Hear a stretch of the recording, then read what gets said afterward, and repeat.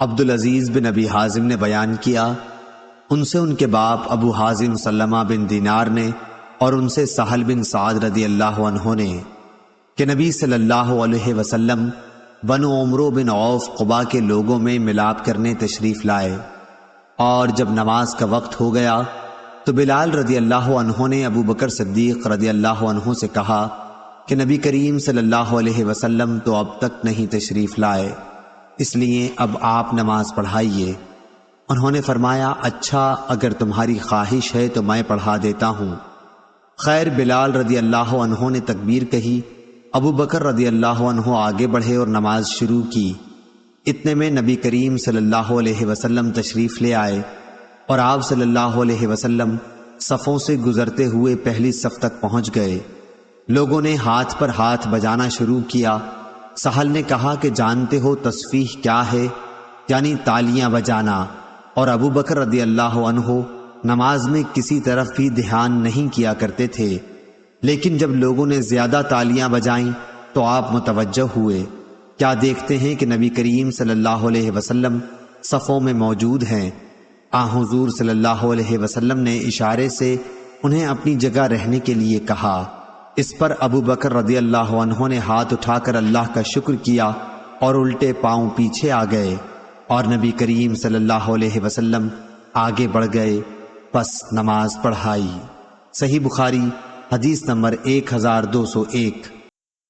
ابو while نے بیان کیا، ان سے حضرت عبداللہ بن مسعود رضی اللہ عنہ نے بیان کیا کہ ہم پہلے نماز میں یوں کہا کرتے تھے، فلاں پر سلام اور نام لیتے تھے، اور آپس میں ایک شخص دوسرے کو سلام کر لیتا۔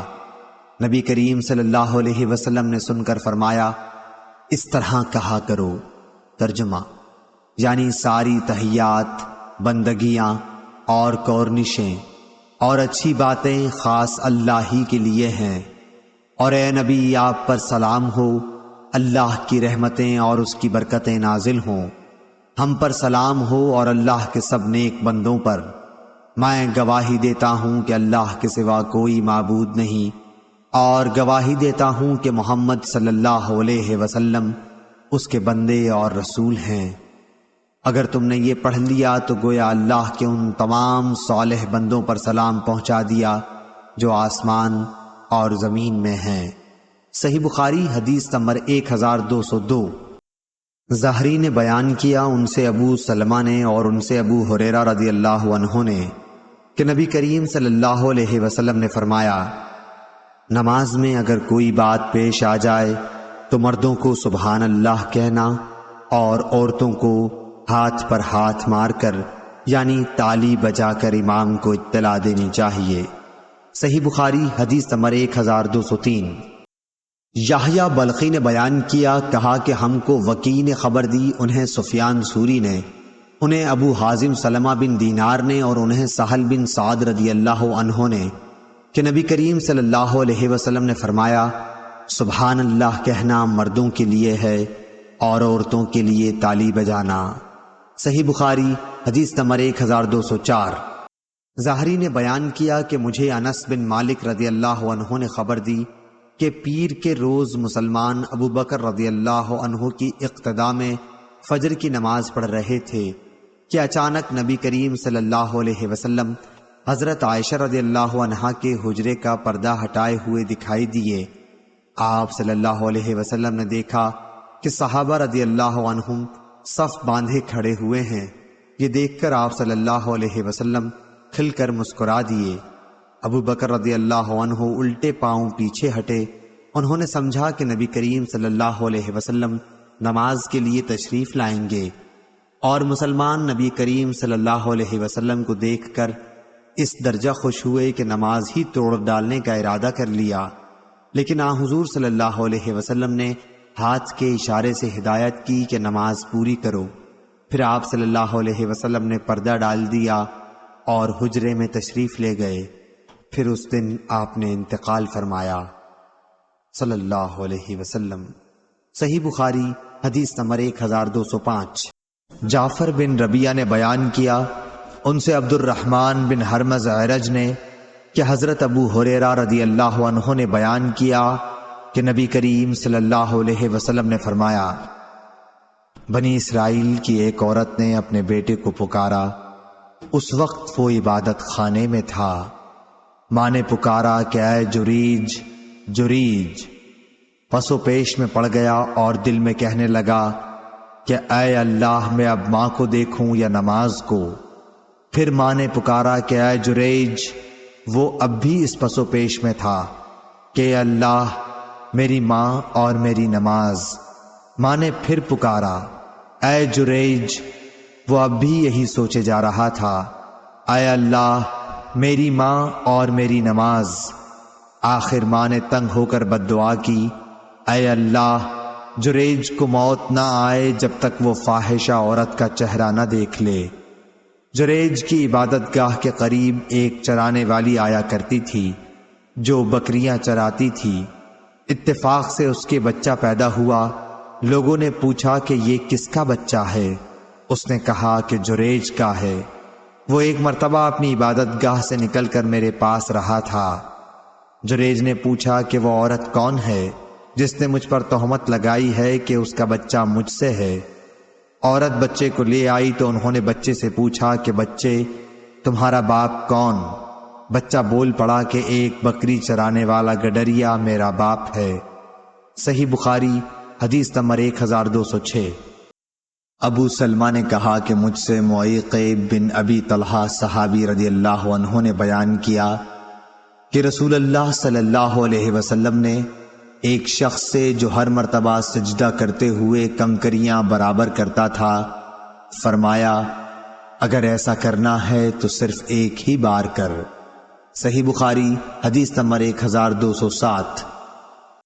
غالب بن قطان نے بیان کیا، ان سے بکر بن عبداللہ مزنی نے اور ان سے انس بن مالک رضی اللہ عنہ نے کہ ہم سخت گرمیوں میں جب نبی کریم صلی اللہ علیہ وسلم کے ساتھ نماز پڑھتے اور چہرے کو زمین پر پوری طرح رکھنا مشکل ہو جاتا تو اپنا کپڑا بچھا کر اس پر سجدہ کیا کرتے تھے۔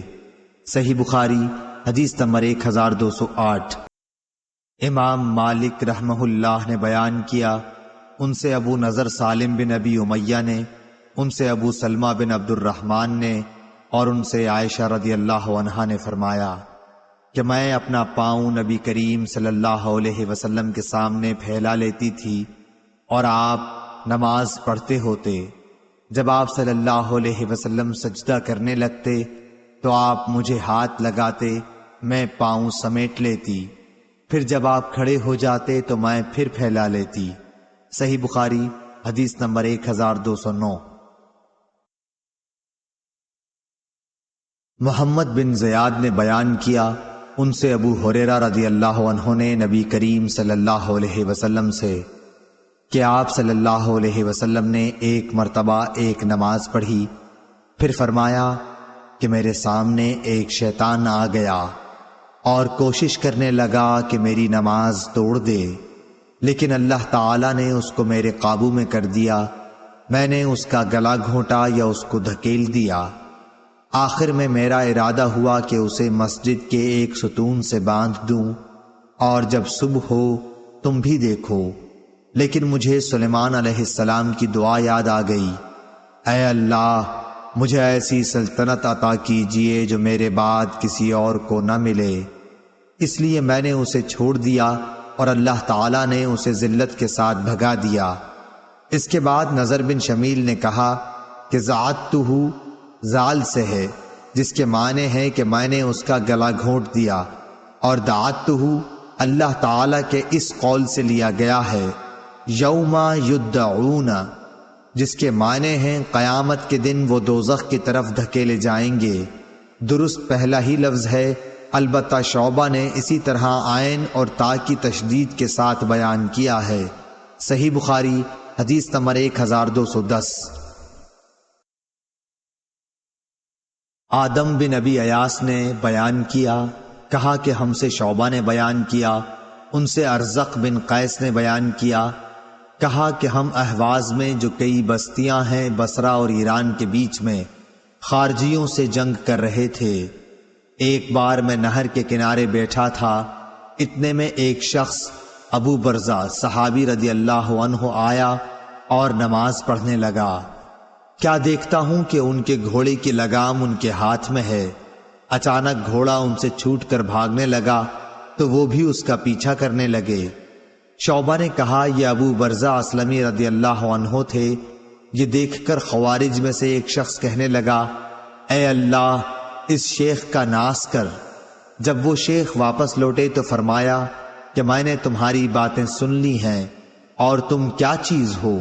میں نے رسول اللہ صلی اللہ علیہ وسلم کے ساتھ 6 یا 7 یا 8 جہادوں میں شرکت کی ہے، اور میں نے آپ صلی اللہ علیہ وسلم کی آسانیوں کو دیکھا ہے، اس لیے مجھے یہ اچھا معلوم ہوا کہ اپنا گھوڑا ساتھ لے کر لوٹوں، نہ کہ اس کو چھوڑ دوں، وہ جہاں چاہے چل دے اور میں تکلیف اٹھاؤں۔ صحیح بخاری حدیث نمبر 1211۔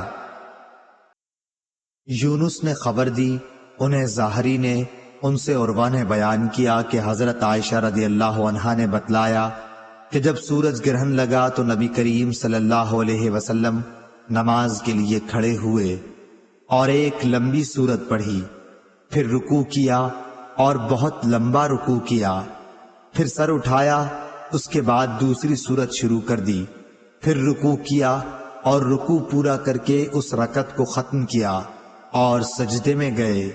پھر دوسری رکعت میں بھی آپ صلی اللہ علیہ وسلم نے اسی طرح کیا۔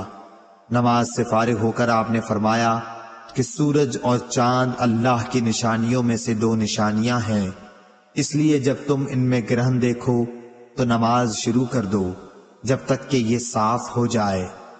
اور دیکھو میں نے اپنی اسی جگہ ان تمام چیزوں کو دیکھ لیا ہے جن کا مجھ سے وعدہ ہے، یہاں تک کہ میں نے یہ بھی دیکھا کہ میں جنت کا ایک خوشہ لینا چاہتا ہوں۔ ابھی تم لوگوں نے دیکھا ہوگا کہ میں آگے بڑھنے لگا تھا اور میں نے دوزخ بھی دیکھی، اس حالت میں کہ بعض آگ کو کھائے جا رہی تھی۔ تم لوگوں نے دیکھا ہوگا کہ جہنم کے اس ہولناک منظر کو دیکھ کر میں پیچھے ہٹ گیا تھا۔ میں نے جہنم کے اندر عمرو بن لحی کو دیکھا، یہ وہ شخص ہے جس نے سانڈ کی رسم عرب میں جاری کی تھی۔ صحیح بخاری حدیث نمبر 1212۔ حماد بن زید نے بیان کیا، ان سے ایوب سختیانی نے، ان سے نافع نے، ان سے حضرت عبداللہ بن عمر رضی اللہ عنہ نے کہ نبی کریم صلی اللہ علیہ وسلم نے ایک دفعہ مسجد میں قبلے کی طرف رینٹ دیکھی۔ آپ صلی اللہ علیہ وسلم مسجد میں موجود لوگوں پر بہت ناراض ہوئے اور فرمایا کہ اللہ تعالیٰ تمہارے سامنے ہے، اس لیے نماز میں تھوکا نہ کرو، یا یہ فرمایا کہ رینٹ نہ نکالا کرو۔ پھر آپ اترے، خود ہی اپنے ہاتھ سے اسے کھرچ ڈالا۔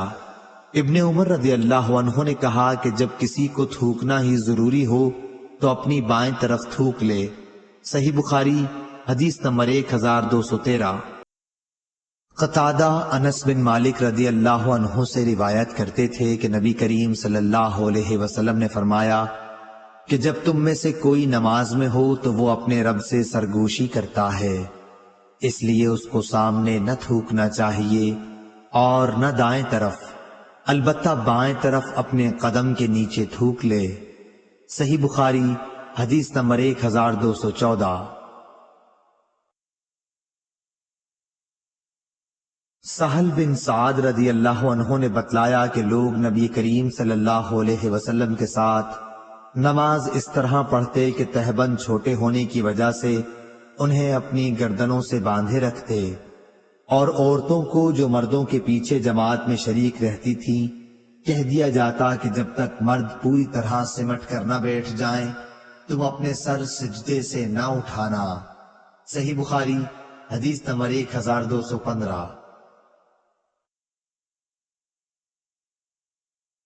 ابن فضیل نے بیان کیا، ان سے عامش نے، ان سے ابراہیم نے، ان سے علقمہ نے اور ان سے عبداللہ بن مسعود رضی اللہ عنہ نے کہا کہ ابتداء اسلام میں نبی کریم صلی اللہ علیہ وسلم جب نماز میں ہوتے تو میں آپ کو سلام کرتا تو آپ صلی اللہ علیہ وسلم جواب دیتے تھے، مگر جب ہم حبشہ سے جہاں ہجرت کی تھی واپس آئے تو میں نے پہلے کی طرح نماز میں سلام کیا، مگر آپ صلی اللہ علیہ وسلم نے کوئی جواب نہیں دیا، کیونکہ اب نماز میں بات چیت وغیرہ کی ممانعت نازل ہو گئی تھی، اور فرمایا نماز میں اس سے مشغولیت ہوتی ہے۔ صحیح بخاری حدیث نمبر 1216۔ کثیر بن شنظیر نے بیان کیا، ان سے عطا بن ابی رباح نے، ان سے جابر رضی اللہ عنہ نے، کہ رسول اللہ صلی اللہ علیہ وسلم نے مجھے اپنی ایک ضرورت کے لیے غزوہ بنی مطلق میں بھیجا۔ میں جا کر واپس آیا، میں نے کام پورا کر دیا تھا۔ پھر میں نے نبی کریم صلی اللہ علیہ وسلم کی خدمت میں حاضر ہو کر آپ کو سلام کیا، لیکن آپ نے کوئی جواب نہیں دیا۔ میرے دل میں اللہ جانے کیا بات آئی، اور میں نے اپنے دل میں کہا کہ شاید رسول اللہ صلی اللہ علیہ وسلم مجھ پر اس لیے خفا ہیں کہ میں دیر سے آیا ہوں۔ میں نے پھر دوبارہ سلام کیا، اور جب اس مرتبہ بھی آپ نے کوئی جواب نہ دیا تو اب میرے دل میں پہلے سے بھی زیادہ خیال آیا۔ پھر میں نے تیسری مرتبہ سلام کیا، اور اب آپ صلی اللہ علیہ وسلم نے جواب دیا اور فرمایا کہ پہلے جو 2 بار میں نے جواب نہ دیا تو اس وجہ سے تھا کہ میں نماز پڑھ رہا تھا، اور آپ صلی اللہ علیہ وسلم اس وقت اپنی اونٹنی پر تھے، اور اس کا رخ قبلے کی طرف نہ تھا بلکہ دوسری طرف تھا۔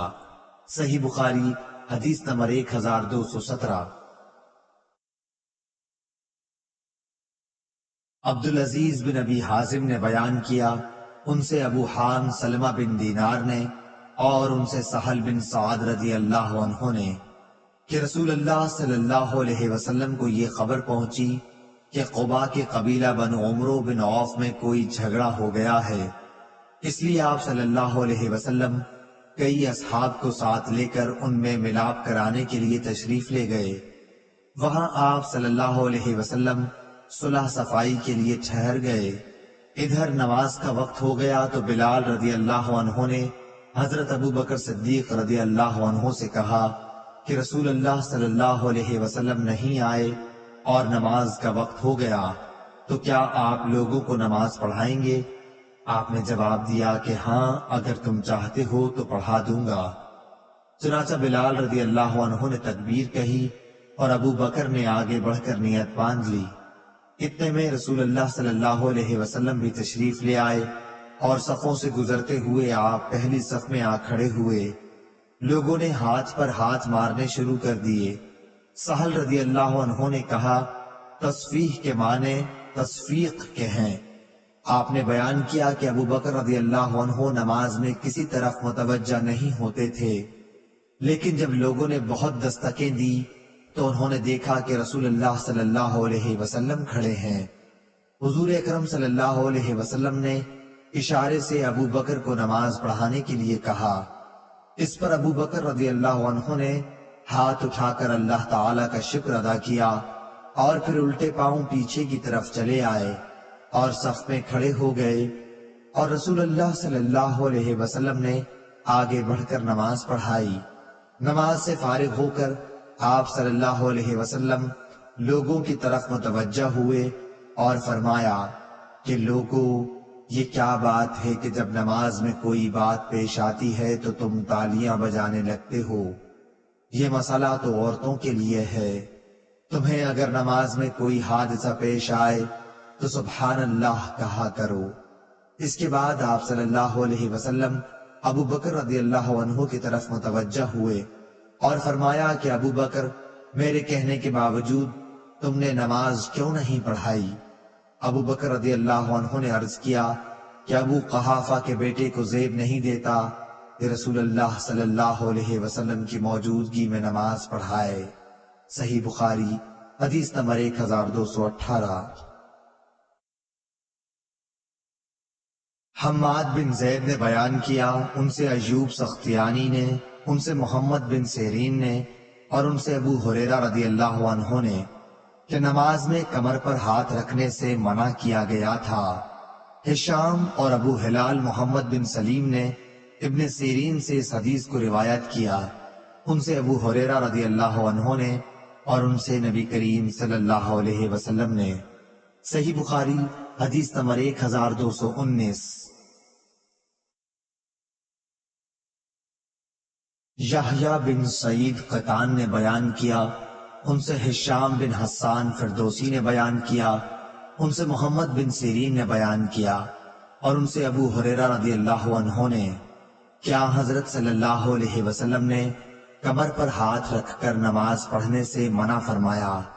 صحیح بخاری حدیث نمبر 1220۔ روح بن عبادہ نے کہا کہ ہم سے عمر نے جو سعید کے بیٹے ہیں، انہوں نے کہا کہ مجھے ابن ابی ملیکہ نے خبر دی عقبہ بن حارث رضی اللہ عنہ سے، انہوں نے کہا کہ میں نے نبی کریم صلی اللہ علیہ وسلم کے ساتھ عصر کی نماز پڑھی۔ آپ صلی اللہ علیہ وسلم سلام پھیرتے ہی بڑی تیزی سے اٹھے اور اپنی ایک بیوی کے حجرے میں تشریف لے گئے، پھر باہر تشریف لائے۔ آپ صلی اللہ علیہ وسلم نے اپنی جلدی پر اس تعجب و حیرت کو محسوس کیا جو صحابہ کے چہروں سے ظاہر ہو رہا تھا، اس لیے آپ صلی اللہ علیہ وسلم نے فرمایا کہ نماز میں مجھے سونے کا ڈلا یاد آ گیا جو ہمارے پاس تقسیم سے باقی رہ گیا تھا۔ مجھے برا معلوم ہوا کہ ہمارے پاس وہ شام تک یا رات تک رہ جائے، اس لیے میں نے اسے تقسیم کرنے کا حکم دے دیا۔ صحیح بخاری حدیث نمبر 1221۔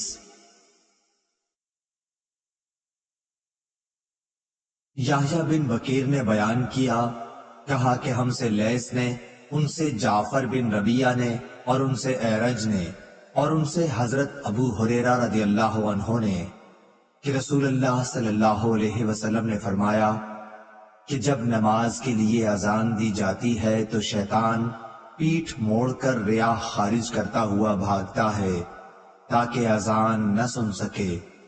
جب مؤذن چپ ہو جاتا ہے تو مردود پھر آ جاتا ہے، اور جب جماعت کھڑی ہونے لگتی ہے اور تکبیر کہی جاتی ہے تو پھر بھاگ جاتا ہے، لیکن جب مؤذن چپ ہو جاتا ہے تو پھر آ جاتا ہے، اور آدمی کے دل میں برابر وساوس پیدا کرتا رہتا ہے، کہتا ہے کہ فلاں فلاں بات یاد کر۔ کم بخت وہ باتیں یاد دلاتا ہے جو اس کے ذہن میں بھی نہ تھیں۔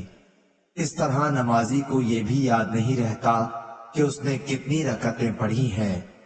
ابو سلمہ بن عبد الرحمن نے کہا کہ جب کوئی یہ بھول جائے کہ کتنی رکعتیں پڑھی ہیں تو بیٹھے بیٹھے سہو کے 2 سجدے کر لے۔ ابو سلمہ نے یہ ابو ہریرہ رضی اللہ عنہ سے سنا تھا۔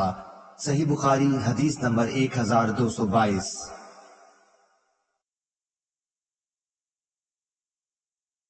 محمد بن مثنیٰ نے بیان کیا، کہا ہم سے عثمان بن عمرو نے کہا کہ مجھے ابن ذاب نے خبر دی، انہیں سعید مقبری نے کہ ابو ہریرہ رضی اللہ عنہ نے کہا، لوگ کہتے ہیں کہ ابو ہریرہ بہت زیادہ حدیثیں بیان کرتا ہے، اور حال یہ ہے کہ میں ایک شخص سے ایک مرتبہ ملا اور اس سے میں نے بطور امتحان دریافت کیا کہ گزشتہ رات نبی کریم صلی اللہ علیہ وسلم نے عشاء میں کون کون سی سورتیں پڑھی تھیں۔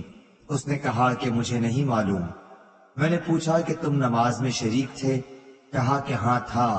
میں نے کہا لیکن مجھے تو یاد ہے کہ آپ صلی اللہ علیہ وسلم نے فلاں فلاں سورتیں پڑھی تھیں۔ صحیح بخاری حدیث نمبر 1223۔ مالک ابن انس نے خبر دی، انہیں ابن شہاب نے، انہیں عبد الرحمن اعرج نے، اور ان سے عبداللہ بن بحینہ رضی اللہ عنہ نے بیان کیا کہ رسول اللہ صلی اللہ علیہ وسلم کسی 4 رکعت نماز کی 2 رکعت پڑھانے کے بعد قاعدہ تشہد کے بغیر کھڑے ہو گئے۔ پہلا قاعدہ نہیں کیا، اس لیے لوگ پھر آپ صلی اللہ علیہ وسلم کے ساتھ کھڑے ہو گئے۔ جب آپ نماز پوری کر چکے تو ہم سلام پھیرنے کا انتظار کرنے لگے، لیکن آپ نے سلام سے پہلے بیٹھے بیٹھے اللہ اکبر کہا اور سلام ہی سے پہلے 2 سجدے بیٹھے بیٹھے کیے، پھر سلام پھیرا۔ صحیح بخاری حدیث نمبر 1224۔ امام مالک رحمہ اللہ نے خبر دی، انہیں یحییٰ بن سعید انصاری نے خبر دی، انہیں عبد الرحمن اعرج نے خبر دی، اور ان سے عبداللہ بن بحینہ رضی اللہ عنہ نے بیان کیا کہ رسول اللہ صلی اللہ علیہ وسلم ظہر کی 2 رکعت پڑھنے کے بعد بیٹھے بغیر کھڑے ہو گئے اور قاعدہ اولا نہیں کیا۔ جب نماز پوری کر چکے تو 2 سجدے کیے، پھر ان کے بعد سلام پھیرا۔ صحیح بخاری حدیث نمبر 1225۔ شعبہ نے بیان کیا، ان سے حکم نے، ان سے ابراہیم نخعی نے، ان سے علقمہ نے اور ان سے عبداللہ بن مسعود رضی اللہ عنہ نے کہ رسول اللہ صلی اللہ علیہ وسلم نے ظہر میں 5 رکعت پڑھ لی۔ اس لیے آپ سے پوچھا گیا کہ کیا نماز کی رکعتیں زیادہ ہو گئی ہیں؟ آپ صلی اللہ علیہ وسلم نے فرمایا کہ کیا بات ہے؟ کہنے والے نے کہا کہ آپ صلی اللہ علیہ وسلم نے 5 رکعتیں پڑھی ہیں۔ اس پر آپ صلی اللہ علیہ وسلم نے سلام کے بعد 2 سجدے کیے۔ صحیح بخاری حدیث نمبر 1226۔ شعبہ نے بیان کیا، ان سے سعد بن ابراہیم نے، ان سے ابو سلمہ نے اور ان سے حضرت ابو ہریرہ رضی اللہ عنہ نے کہ نبی صلی اللہ علیہ وسلم نے ظہر یا عصر کی نماز پڑھائی۔ جب آپ صلی اللہ علیہ وسلم نے سلام پھیرا تو ذوالیدین کہنے لگا کہ یا رسول اللہ صلی اللہ علیہ وسلم، کیا نماز کی رکعتیں گھٹ گئی ہیں؟ کیونکہ آپ صلی اللہ علیہ وسلم نے بھول کر صرف 2 رکعتوں پر سلام پھیر دیا تھا۔ نبی کریم صلی اللہ علیہ وسلم نے اپنے اصحاب سے دریافت کیا کہ کیا یہ سچ کہتے ہیں؟ صحابہ رضی اللہ عنہم نے کہا جی ہاں۔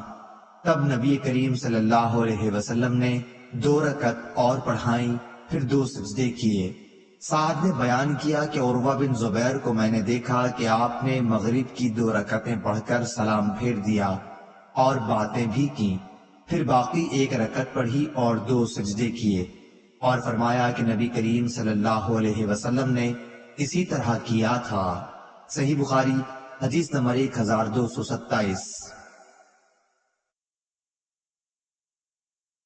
ایوب بن ابی تمیمہ سختیانی نے خبر دی، انہیں محمد بن سیرین نے اور انہیں حضرت ابو ہریرہ رضی اللہ عنہ نے کہ رسول اللہ صلی اللہ علیہ وسلم 2 رکعت پڑھ کر اٹھ کھڑے ہوئے تو ذوالیدین نے پوچھا کہ یا رسول اللہ صلی اللہ علیہ وسلم، کیا نماز کم کر دی گئی ہے یا آپ صلی اللہ علیہ وسلم بھول گئے ہیں؟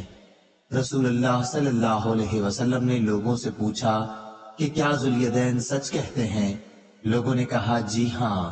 یہ سن کر رسول اللہ صلی اللہ علیہ وسلم کھڑے ہوئے اور 2 رکعت جو رہ گئی تھیں ان کو پڑھا، پھر سلام پھیرا، پھر اللہ اکبر کہا اور پھر اپنے سجدے کی طرح یعنی نماز کے معمولی سجدے کی طرح سجدہ کیا یا اس سے لمبا، پھر سر اٹھایا۔ صحیح بخاری حدیث نمبر 1228۔ محمد بن سیرین نے بیان کیا، ان سے ابو ہریرہ رضی اللہ عنہ نے بیان کیا کہ نبی کریم صلی اللہ علیہ وسلم نے تیسرے پہر کی 2 نمازوں ظہر یا عصر میں سے کوئی نماز پڑھی۔ میرا غالب گمان یہ ہے کہ وہ عصر ہی کی نماز تھی۔ اس میں آپ صلی اللہ علیہ وسلم نے صرف 2 ہی رکعت پر سلام پھیر دیا، پھر آپ ایک درخت کے تنے سے جو مسجد کی اگلی صف میں تھا ٹیک لگا کر کھڑے ہو گئے۔ آپ اپنا ہاتھ اس پر رکھے ہوئے تھے۔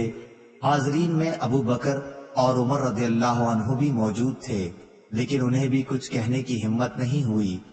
جو جلد باز قسم کے لوگ نماز پڑھتے ہی مسجد سے نکل جانے کے عادی تھے وہ باہر جا چکے تھے۔ لوگوں نے کہا کیا نماز کی رکعتیں کم ہو گئیں؟ ایک شخص جنہیں نبی کریم صلی اللہ علیہ وسلم ذوالیدین کہتے تھے وہ بولے یا رسول اللہ، آپ بھول گئے یا نماز میں کمی ہو گئی؟ حضور صلی اللہ علیہ وسلم نے فرمایا نہ میں بھولا ہوں اور نہ نماز کی رکعتیں کم ہوئیں۔ ذوالیدین بولے کہ نہیں، آپ بھول گئے ہیں۔ اس کے بعد آپ صلی اللہ علیہ وسلم نے 2 رکعت اور پڑھی اور سلام پھیرا، پھر تکبیر کہی اور معمول کے مطابق یا اس سے بھی طویل سجدہ کیا۔ جب سجدے سے سر اٹھایا تو پھر تکبیر کہی اور پھر تکبیر کہہ کر سجدے میں گئے۔ یہ سجدہ بھی معمول کی طرح یا اس سے طویل تھا۔ اس کے بعد آپ صلی اللہ علیہ وسلم نے سر اٹھایا اور تکبیر کہی۔ صحیح بخاری حدیث نمبر 1229۔ قتیبہ بن سعید نے بیان کیا، کہا کہ ہم سے لیث بن سعد نے، ان سے ابن شہاب نے، ان سے اعرج نے، ان سے عبداللہ بن بحینہ اسدی نے، جو بنو عبد المطلب کے حلیف تھے، کہ رسول اللہ صلی اللہ علیہ وسلم قعدہ اولا کیے بغیر کھڑے ہو گئے، حالانکہ اس وقت آپ کو بیٹھنا چاہیے تھا۔ جب آپ نے نماز پوری کی تو آپ نے بیٹھے بیٹھے ہی سلام سے پہلے 2 سجدے سہو کے کیے اور ہر سجدے میں اللہ اکبر کہا۔ مقتدیوں نے بھی آپ کے ساتھ یہ 2 سجدے کیے۔ آپ بیٹھنا بھول گئے تھے، اس لیے یہ سجدے اسی کے بدلے میں کیے تھے۔ اس روایت کی مطابقت ابن جریج نے ابن شہاب سے تکبیر کے ذکر میں کی ہے۔ صحیح بخاری حدیث نمبر 1230۔ ہشام بن ابی عبداللہ دستوائی نے بیان کیا، ان سے یحییٰ بن ابی کثیر نے، ان سے ابو سلمہ نے، اور ان سے حضرت ابو ہریرہ رضی اللہ عنہ نے، کہ رسول اللہ صلی اللہ علیہ وسلم نے فرمایا کہ جب نماز کے لیے اذان ہوتی ہے تو شیطان ہوا خارج کرتا ہوا بھاگتا ہے تاکہ اذان نہ سنے۔ جب اذان پوری ہو جاتی ہے تو پھر آ جاتا ہے، پھر جب اقامت ہوتی ہے تو پھر بھاگ پڑتا ہے، لیکن اقامت ختم ہوتے ہی پھر آ جاتا ہے، اور نمازی کے دل میں طرح طرح کے وسوسے ڈالتا ہے اور کہتا ہے کہ فلاں بات یاد کر۔ اسی طرح اسے وہ باتیں یاد دلاتا ہے جو اس کے ذہن میں نہیں تھیں، لیکن دوسری طرف نمازی کو یہ بھی یاد نہیں رہتا کہ کتنی رکعتیں اس نے پڑھی ہیں۔ اس لیے اگر کسی کو یہ یاد نہ رہے کہ 3 رکعت پڑھی یا 4، تو بیٹھے بیٹھے ہی سہو کے 2 سجدے کر لے۔ صحیح بخاری حدیث نمبر 1231۔ امام مالک رحمہ اللہ نے خبر دی، انہیں ابن شہاب نے، انہیں ابو سلمہ بن عبد الرحمن نے، اور انہیں حضرت ابو ہریرہ رضی اللہ عنہ نے، کہ رسول اللہ صلی اللہ علیہ وسلم نے فرمایا کہ تم میں سے جب کوئی نماز پڑھنے کے لیے کھڑا ہوتا ہے تو شیطان آ کر اس کی نماز میں شبہ پیدا کر دیتا ہے، پھر اسے یہ بھی یاد نہیں رہتا کہ کتنی رکعتیں پڑھیں۔ تم میں سے جب کسی کو ایسا اتفاق ہو تو بیٹھے بیٹھے 2 سجدے کر لے۔ صحیح بخاری حدیث نمبر 1232۔ عمرو بن حارث نے خبر دی، انہیں بکیر نے، انہیں قریب نے، کہ ابن عباس، مسعود بن مخرمہ اور عبد الرحمن بن اثر رضی اللہ عنہ نے انہیں حضرت عائشہ رضی اللہ عنہا کی خدمت میں بھیجا اور کہا، حضرت عائشہ رضی اللہ عنہا سے ہم سب کا سلام کہنا اور اس کے بعد عصر کے بعد کی 2 رکعتوں کے بارے میں دریافت کرنا۔ انہیں یہ بھی بتا دینا کہ ہمیں خبر ہوئی ہے کہ آپ یہ 2 رکعتیں پڑھتی ہیں، حالانکہ ہمیں حضرت صلی اللہ علیہ وسلم سے یہ حدیث پہنچی ہے کہ نبی کریم صلی اللہ علیہ وسلم نے ان 2 رکعتوں سے منع کیا ہے۔ اور ابن عباس رضی اللہ عنہ نے کہا کہ میں نے عمر بن خطاب رضی اللہ عنہ کے ساتھ ان رکعتوں کے پڑھنے پر لوگوں کو مارا بھی تھا۔ قریب نے بیان کیا کہ میں حضرت عائشہ رضی اللہ عنہا کی خدمت میں حاضر ہوا اور پیغام پہنچایا۔ اس کا جواب آپ نے یہ دیا کہ ام سلمہ رضی اللہ عنہا سے اس کے متعلق دریافت کر۔ چنانچہ میں ان حضرات کی خدمت میں واپس ہوا اور حضرت عائشہ رضی اللہ عنہا کی گفتگو نقل کر دی۔ انہوں نے مجھے ام سلمہ کی خدمت میں بھیجا، انہی پیغامات کے ساتھ جن کے ساتھ حضرت عائشہ رضی اللہ عنہا کے یہاں بھیجا تھا۔ حضرت ام سلمہ رضی اللہ عنہا نے یہ جواب دیا کہ میں نے نبی کریم صلی اللہ علیہ وسلم سے سنا ہے کہ آپ عصر کے بعد نماز پڑھنے سے روکتے تھے، لیکن ایک دن میں نے دیکھا کہ عصر کے بعد آپ صلی اللہ علیہ وسلم خود یہ 2 رکعتیں پڑھ رہے ہیں۔ اس کے بعد آپ میرے گھر تشریف لائے، میرے پاس انصار کے قبیلے بنو حرام کی چند عورتیں بیٹھی ہوئی تھیں، اس لیے میں نے ایک باندی کو آپ صلی اللہ علیہ وسلم کی خدمت میں بھیجا۔ میں نے اس سے کہہ دیا تھا کہ وہ آپ کے بازو میں ہو کر یہ پوچھے کہ ام سلمہ کہتی ہیں کہ یا رسول اللہ صلی اللہ علیہ وسلم، آپ تو ان 2 رکعتوں سے منع کیا کرتے تھے، حالانکہ میں دیکھ رہی ہوں کہ آپ انہیں پڑھتے ہیں۔ اگر حضور صلی اللہ علیہ وسلم ہاتھ سے اشارہ کرے تو تم پیچھے ہٹ جانا۔ باندی نے پھر اسی طرح کیا اور آپ صلی اللہ علیہ وسلم نے ہاتھ سے اشارہ کیا تو پیچھے ہٹ گئی۔ پھر جب آپ فارغ ہوئے تو آپ صلی اللہ علیہ وسلم نے ام سلمہ رضی اللہ عنہا سے فرمایا کہ اے ابو امیہ کی بیٹی، تم نے عصر کے بعد کی 2 رکعتوں کے متعلق پوچھا۔ بات یہ ہے کہ میرے پاس عبد القیس کے کچھ لوگ آ گئے تھے اور ان کے ساتھ بات کرنے میں میں ظہر کے بعد کی 2 رکعتیں نہیں پڑھ سکا تھا، سو یہ وہی 2 رکعت ہیں۔ صحیح بخاری حدیث نمبر 1233۔ یعقوب بن عبد الرحمن نے بیان کیا، ان سے ابو حازم سلمہ بن دینار نے، ان سے سہل بن سعد سعدی رضی اللہ عنہ نے بیان کیا کہ رسول اللہ صلی اللہ علیہ وسلم کو خبر پہنچی کہ بنی عمرو بن عوف کے لوگوں میں باہم کوئی جھگڑا پیدا ہو گیا ہے، تو آپ چند صحابہ رضوان اللہ علیہم کے ساتھ ملاپ کرانے کے لیے وہاں تشریف لے گئے۔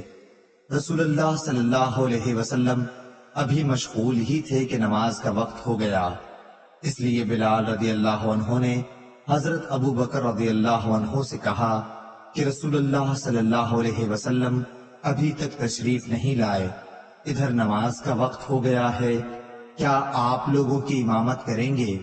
انہوں نے کہا کہ ہاں اگر تم چاہو۔ چنانچہ بلال رضی اللہ عنہ نے تکبیر کہی اور حضرت ابو بکر رضی اللہ عنہ نے آگے بڑھ کر تکبیر تحریمہ کہی۔ اتنے میں رسول اللہ صلی اللہ علیہ وسلم بھی صفوں سے گزرتے ہوئے پہلی صف میں آ کر کھڑے ہو گئے۔ لوگوں نے حضرت ابو بکر رضی اللہ عنہ کو آگاہ کرنے کے لیے ہاتھ پر ہاتھ بجانے شروع کر دیے، لیکن حضرت ابو بکر رضی اللہ عنہ نماز میں کسی طرف دھیان نہیں دیا کرتے تھے۔ جب لوگوں نے بہت تالیاں بجائیں تو آپ متوجہ ہوئے اور کیا دیکھتے ہیں کہ رسول اللہ صلی اللہ علیہ وسلم کھڑے ہیں۔ حضور صلی اللہ علیہ وسلم نے اشارے سے انہیں نماز پڑھائے رہنے کے لیے کہا۔ اس پر ابو بکر رضی اللہ عنہ نے ہاتھ اٹھا کر اللہ تعالیٰ کا شکر ادا کیا اور الٹے پاؤں پیچھے کی طرف آ کر صف میں کھڑے ہو گئے۔ پھر رسول اللہ صلی اللہ علیہ وسلم نے آگے بڑھ کر نماز پڑھائی۔ نماز کے بعد آپ نے فرمایا، لوگوں نماز میں ایک امر پیش آیا تو تم لوگ ہاتھ پر ہاتھ کیوں مارنے لگے تھے؟ یہ دستک دینا تو صرف عورتوں کے لیے ہے۔ جس کو نماز میں کوئی حادثہ پیش آئے تو سبحان اللہ کہے، کیونکہ جب بھی کوئی سبحان اللہ سنے گا وہ ادھر خیال کرے گا۔ اور اے ابو بکر، میرے اشارے کے باوجود لوگوں کو نماز کیوں نہیں پڑھاتے رہے؟ ابو بکر رضی اللہ عنہ نے عرض کیا کہ بھلا ابو قحافہ کے بیٹے کی کیا مجال تھی کہ رسول اللہ صلی اللہ علیہ وسلم کے آگے نماز پڑھائے۔ صحیح بخاری حدیث نمبر 1234۔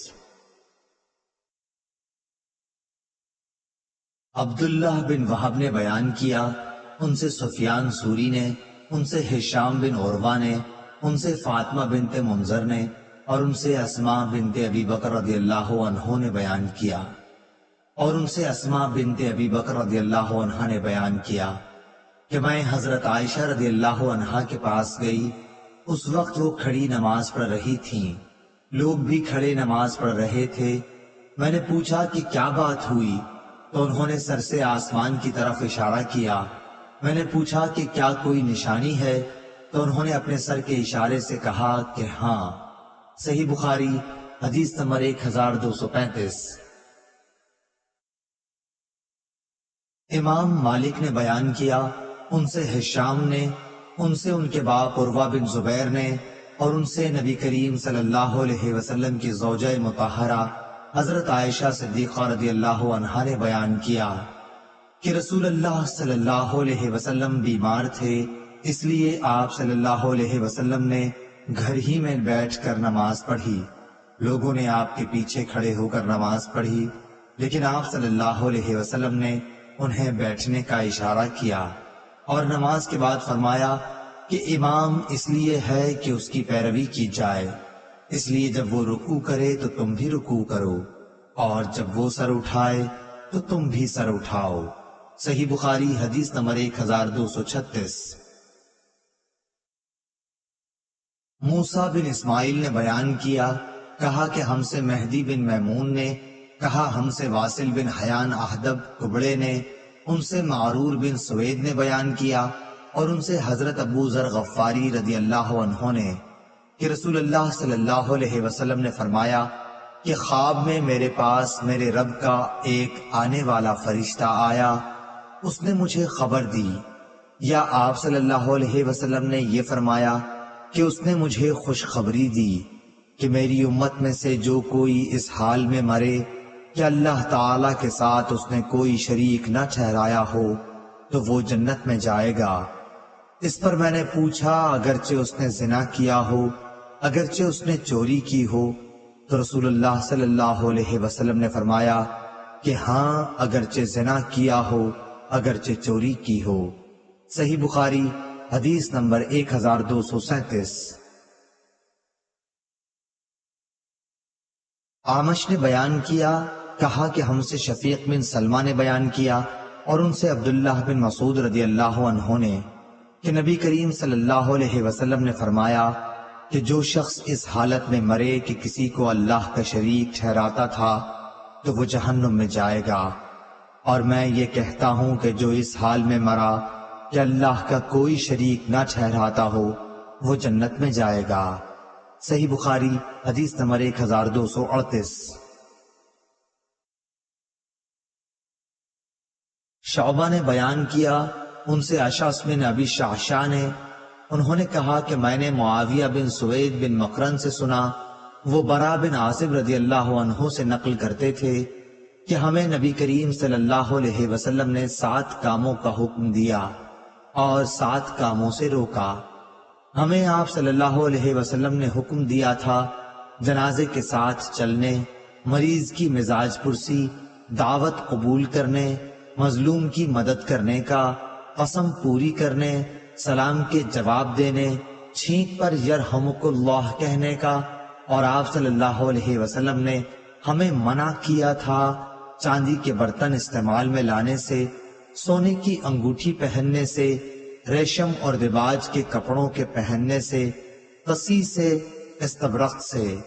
صحیح بخاری حدیث نمبر 1239۔ سعید بن مسیب نے خبر دی کہ ابو ہریرہ رضی اللہ عنہ نے بیان کیا کہ میں نے رسول اللہ صلی اللہ علیہ وسلم سے سنا ہے کہ مسلمان کے مسلمان پر 5 حق ہیں: سلام کا جواب دینا، مریض کا مزاج معلوم کرنا، جنازے کے ساتھ چلنا، دعوت قبول کرنا، اور چھینک پر اس کے الحمدللہ کے جواب میں یرحمک اللہ کہنا۔ اس روایت کی مطابقت عبد الرزاق نے کی ہے، انہوں نے کہا کہ مجھے معمر نے خبر دی تھی، اور اس کی روایت سلامہ نے بھی عقیل سے کی ہے۔ صحیح بخاری حدیث نمبر 1240۔ معمر بن راشد اور یونس نے خبر دی، انہیں زاہری نے کہا کہ مجھے ابو سلمہ نے خبر دی کہ نبی کریم صلی اللہ علیہ وسلم کی زوجہ مطہرہ حضرت عائشہ رضی اللہ عنہا نے انہیں خبر دی کہ جب حضرت صلی اللہ علیہ وسلم کی وفات ہو گئی، ابو بکر رضی اللہ عنہ اپنے گھر سے جو صح میں تھا اپنے گھوڑے پر سوار ہو کر آئے، اترتے ہی مسجد میں تشریف لے گئے، پھر آپ کسی سے گفتگو کیے بغیر عائشہ رضی اللہ عنہا کے حجرے میں آئے جہاں نبی کریم صلی اللہ علیہ وسلم کی نعش مبارک رکھی ہوئی تھی، اور نبی کریم صلی اللہ علیہ وسلم کی طرف گئے۔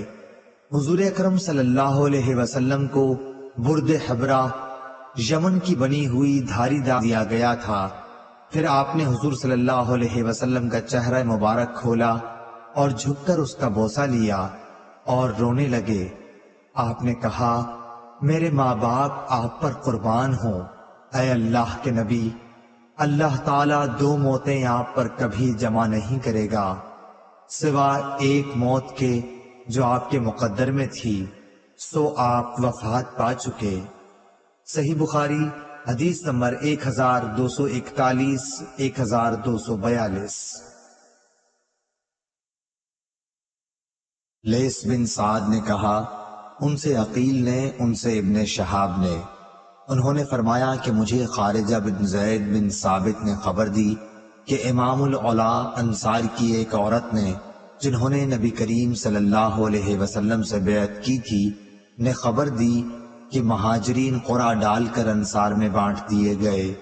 تو حضرت عثمان بن مظعون رضی اللہ عنہ ہمارے حصے میں آئے، چنانچہ ہم نے انہیں اپنے گھر میں رکھا۔ آخر وہ بیمار ہوئے اور اسی میں وفات پا گئے۔ وفات کے بعد غسل دیا گیا اور کفن میں لپیٹ دیا گیا تو رسول اللہ صلی اللہ علیہ وسلم تشریف لائے۔ میں نے کہا، ابو صاحب، آپ پر اللہ کی رحمتیں ہوں، میری آپ کے متعلق شہادت یہ ہے کہ اللہ تعالیٰ نے آپ کی عزت فرمائی ہے۔ اس پر نبی کریم صلی اللہ علیہ وسلم نے فرمایا، تمہیں کیسے معلوم ہوا کہ اللہ تعالیٰ نے ان کی عزت فرمائی ہے؟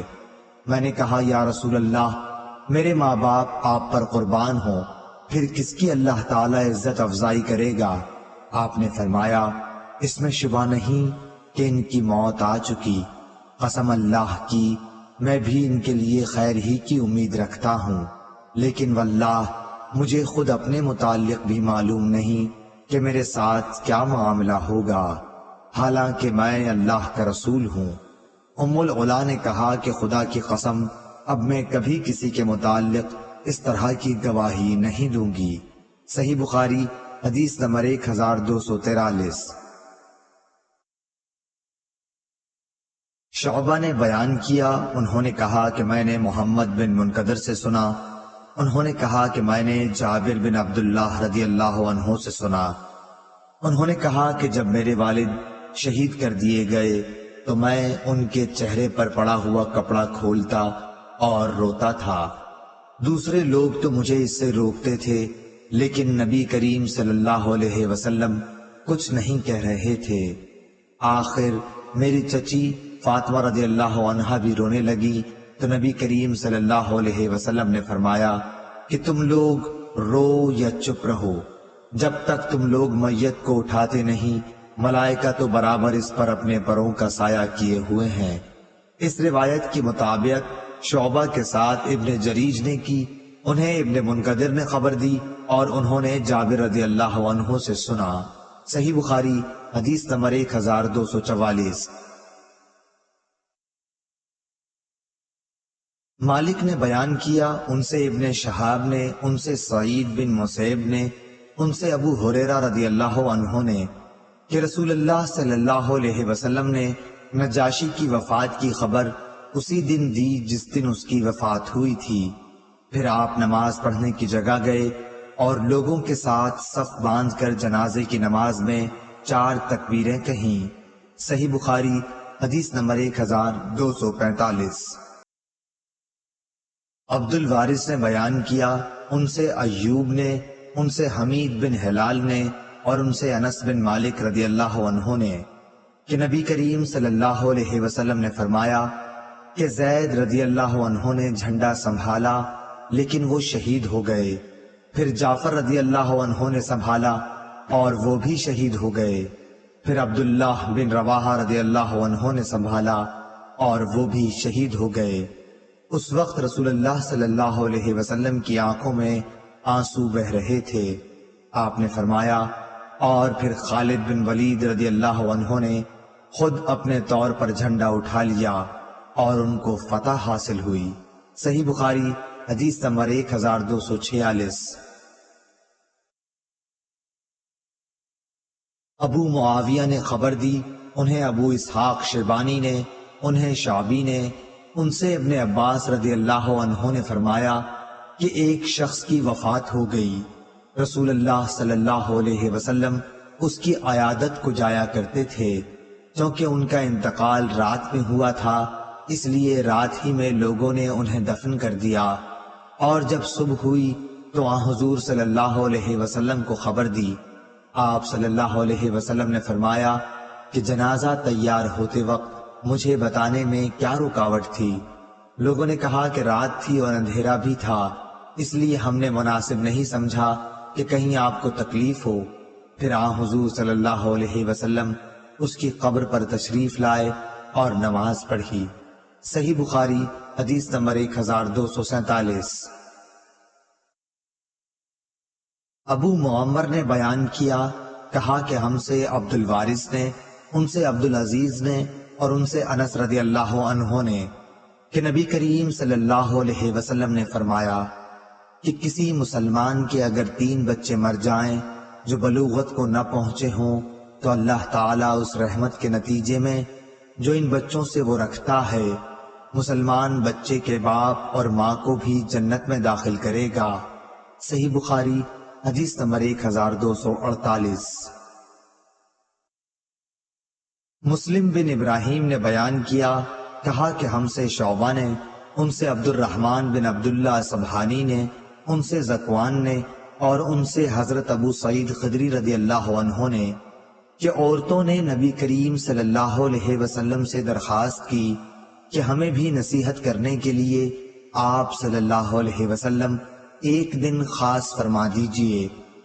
حضور صلی اللہ علیہ وسلم نے ان کی درخواست منظور فرماتے ہوئے ایک خاص دن میں ان کو واعظ فرمایا اور بتلایا کہ جس عورت کے 3 بچے مر جائیں تو وہ اس کے لیے جہنم سے پناہ بن جاتے ہیں۔ اس پر ایک عورت نے پوچھا، حضور اگر کسی کے 2 ہی بچے مرے؟ آپ نے فرمایا کہ 2 بچوں پر بھی۔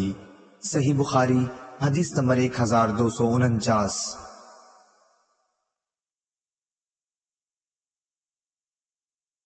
شریک نے ابن اصبہانی سے بیان کیا کہ ان سے ابو صالح نے بیان کیا اور ان سے ابو سعید اور ابو ہریرہ رضی اللہ عنہ نے نبی کریم صلی اللہ علیہ وسلم کے حوالے سے حضرت ابو ہریرہ رضی اللہ عنہ نے یہ بھی کہا کہ وہ بچے مراد ہیں جو ابھی بلوغت کو نہ پہنچے ہوں۔ صحیح بخاری حدیث نمبر 1250۔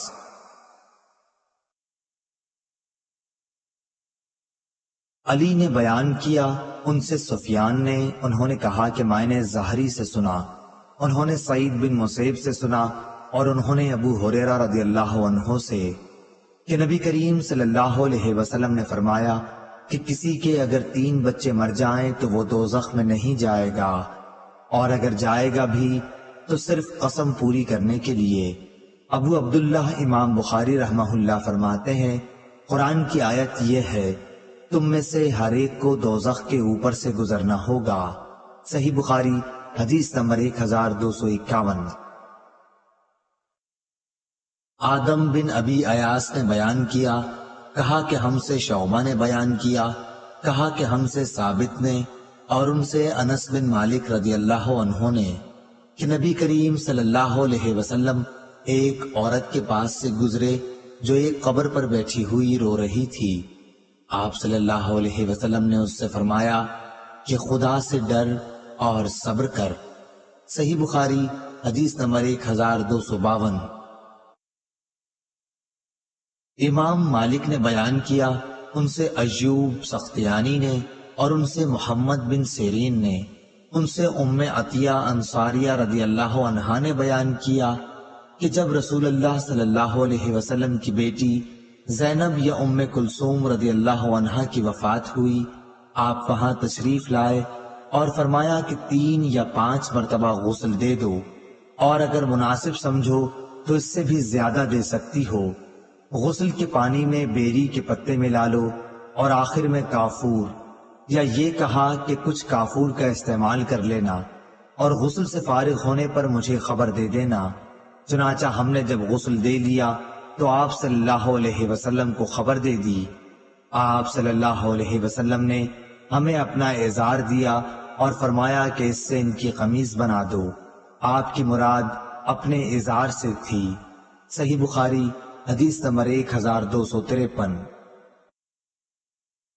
عبد الوہاب ثقفی نے بیان کیا، ان سے ایوب نے، ان سے محمد نے، ان سے ام عطیہ رضی اللہ عنہا نے کہ ہم رسول کریم صلی اللہ علیہ وسلم کی بیٹی کو غسل دے رہی تھیں کہ آپ تشریف لائے اور فرمایا کہ 3 یا 5 مرتبہ غسل دو یا اس سے بھی زیادہ، پانی اور بیری کے پتوں سے، اور آخر میں کافور بھی استعمال کرنا، پھر فارغ ہو کر مجھے خبر دینا۔ جب ہم فارغ ہوئے تو آپ کو خبر کر دی۔ آپ نے اپنا ازار عنایت فرمایا اور فرمایا کہ یہ اندر اس کے بدن پر لپیٹ دو۔ ایوب نے کہا کہ مجھ سے حفصہ نے بھی محمد بن سیرین کی حدیث کی طرح بیان کیا تھا۔ حفصہ کی حدیث میں تھا کہ طاق مرتبہ غسل دینا، اور اس میں یہ تفصیل تھی کہ 3 یا 5 یا 7 مرتبہ غسل دینا، اور اس میں یہ بھی بیان تھا کہ میت کے دائیں طرف سے اور اعضائے وضو سے غسل شروع کیا جائے۔ یہ بھی اسی حدیث میں تھا کہ ام عطیہ رضی اللہ عنہا نے کہا کہ ہم نے کنگھی کر کے ان کے بالوں کو 3 لٹوں میں تقسیم کر دیا تھا۔ صحیح بخاری حدیث نمبر 1254۔ خالد نے بیان کیا ان سے حفصہ بن سیرین نے اور ان سے ام عطیہ رضی اللہ عنہا نے کہ رسول اللہ صلی اللہ علیہ وسلم نے اپنی بیٹی کے غسل کے وقت فرمایا تھا کہ دائیں طرف سے اور اعضائے وضو سے غسل شروع کرنا۔ صحیح بخاری حدیث نمبر 1255۔ وکیع نے بیان کیا ان سے سفیان نے، ان سے خالد حذا نے، ان سے حفصہ بنت سیرین نے اور ان سے ام عطیہ رضی اللہ عنہا نے کہ رسول اللہ صلی اللہ علیہ وسلم کی صاحبزادی کو ہم غسل دے رہی تھیں۔ جب ہم نے غسل شروع کر دیا تو آپ صلی اللہ علیہ وسلم نے فرمایا کہ غسل دائیں طرف سے اور اعضائے وضو سے شروع کرو۔ صحیح بخاری حدیث نمبر 1256۔ ابن عون نے خبر دی، انہیں محمد نے ان سے ام عطیہ رضی اللہ عنہا نے بیان کیا کہ نبی کریم صلی اللہ علیہ وسلم کی ایک صاحبزادی کا انتقال ہو گیا۔ اس موقع پر آپ صلی اللہ علیہ وسلم نے ہمیں فرمایا کہ تم اسے 3 یا 5 مرتبہ غسل دو، اور اگر مناسب سمجھو تو اس سے زیادہ مرتبہ بھی غسل دے سکتی ہو، پھر فارغ ہو کر مجھے خبر دینا۔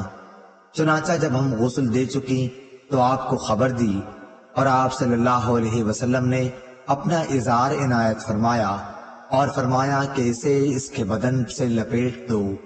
صحیح بخاری حدیث نمبر 1257۔ حماد بن زید نے بیان کیا ان سے ایوب نے، ان سے محمد نے اور ان سے ام عطیہ رضی اللہ عنہا نے کہ نبی کریم صلی اللہ علیہ وسلم کی ایک بیٹی کا انتقال ہو گیا تھا، اس لیے آپ صلی اللہ علیہ وسلم باہر تشریف لائے اور فرمایا کہ اسے 3 یا 5 مرتبہ غسل دے دو، اور اگر تم مناسب سمجھو تو اس سے بھی زیادہ پانی اور بیری کے پتوں سے نہلاؤ، اور آخر میں کافور، یا یہ کہا کہ کچھ کافور کا بھی استعمال کرنا، پھر فارغ ہو کر مجھے خبر دینا۔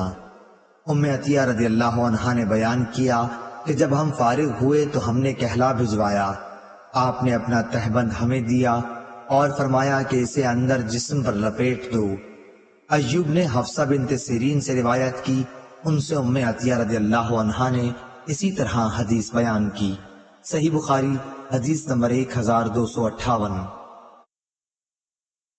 ام عطیہ رضی اللہ عنہا نے اس روایت میں یوں کہا کہ نبی صلی اللہ علیہ وسلم نے فرمایا کہ 3 یا 5 یا 7 مرتبہ، یا اگر تم مناسب سمجھو تو اس سے بھی زیادہ غسل دے سکتی ہو۔ حفصہ نے بیان کیا کہ ام عطیہ رضی اللہ عنہا نے فرمایا کہ ہم نے ان کے سر کے بال 3 لٹوں میں تقسیم کر دیے تھے۔ صحیح بخاری حدیث نمبر 1259۔ ایوب نے بیان کیا کہ میں نے حفصہ بنت سیرین سے سنا، انہوں نے کہا کہ حضرت ام عطیہ رضی اللہ عنہا نے ہم سے بیان کیا کہ انہوں نے رسول اللہ صلی اللہ علیہ وسلم کی صاحبزادی کے بالوں کو 3 لٹوں میں تقسیم کر دیا تھا۔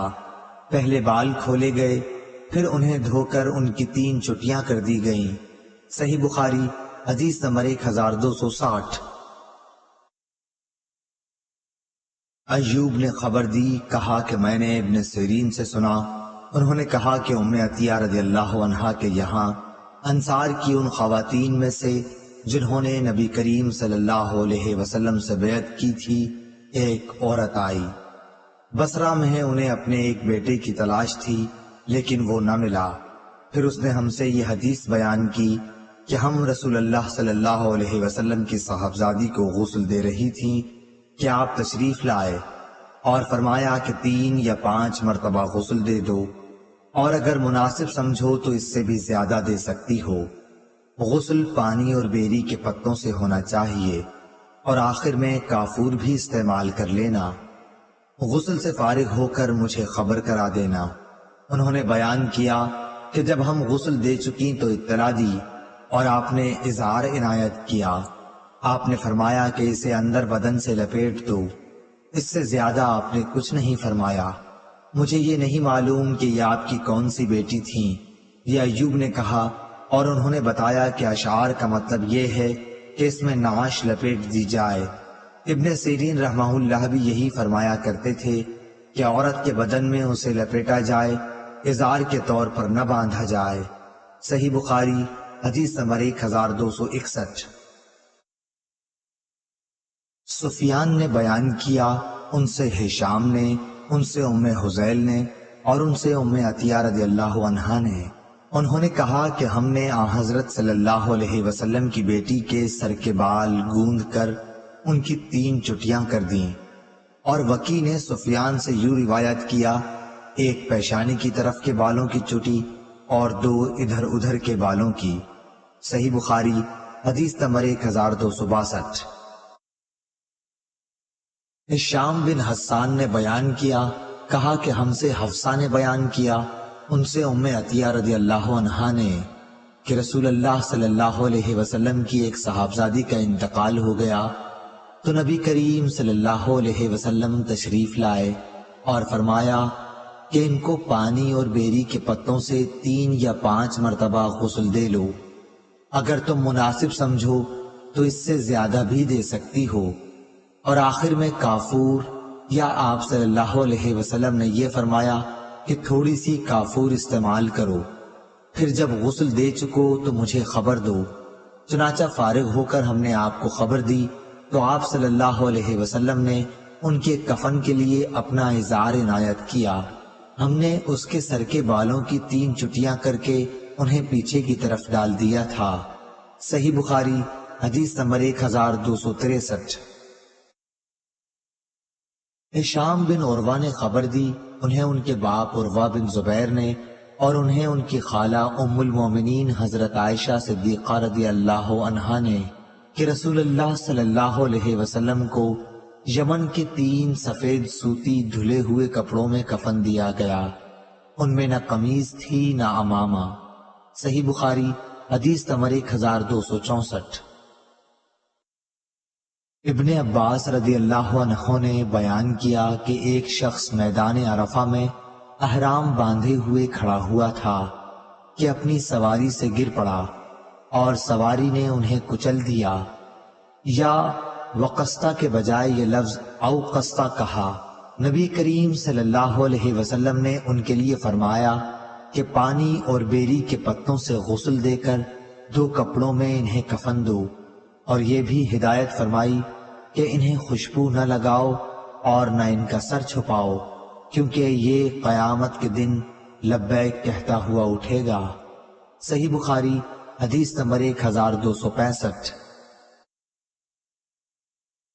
حماد بن زید نے بیان کیا، انہوں نے کہا کہ ہم سے ایوب نے، ان سے سعید بن جبیر نے، اور ان سے عبداللہ ابن عباس رضی اللہ عنہ نے بیان کیا کہ ایک شخص نبی کریم صلی اللہ علیہ وسلم کے ساتھ میدان عرفہ میں وقوف کیے ہوئے تھا کہ وہ اپنے اونٹ سے گر پڑا اور اونٹ نے انہیں کچل دیا۔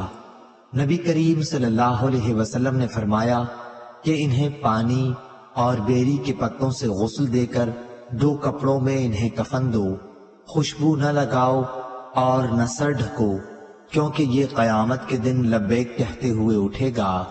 صحیح بخاری حدیث نمبر 1206۔ ابو ایوانہ نے خبر دی، انہیں ابو بشر جعفر نے، انہیں سعید بن جبیر نے، انہیں عبداللہ بن عباس رضی اللہ عنہ نے بیان کیا کہ ایک مرتبہ ہم لوگ نبی کریم صلی اللہ علیہ وسلم کے ساتھ احرام باندھے ہوئے تھے کہ ایک شخص کی گردن اس کے اونٹ نے توڑ ڈالی، تو نبی کریم صلی اللہ علیہ وسلم نے فرمایا کہ انہیں پانی اور بیری کے پتوں سے غسل دے دو اور 2 کپڑوں کا کفن دو، خوشبو نہ لگاؤ اور نہ ان کا سر ڈھکو، اس لیے کہ اللہ تعالیٰ انہیں اٹھائے گا اس حالت میں کہ وہ لبیک پکارتا ہوگا۔